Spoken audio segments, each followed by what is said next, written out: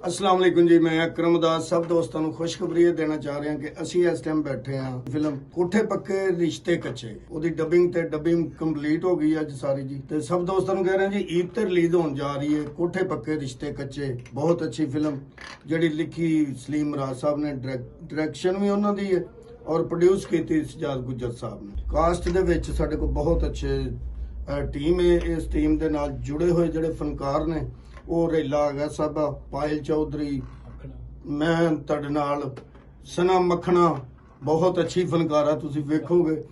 और उस तो बाद बबर शाह, सरदार कमाल साहब ने, आमर सोना साहब ने, सिकंदर मुगल साहब, बड़े अच्छे फनकार जिन्ने भी ने, सब ने जिन्ने जिन्ने हिस्से काम आया बहुत वधिया की। और मैं सब दोस्तों को कहूँगा कि इन्हू जरूर वेखना, मजेदार फिल्म ईद ते रिलीज होने जा रही है। कोठे पक्के रिश्ते कच्चे एक हट के फैमिली वाली फिल्म होगी।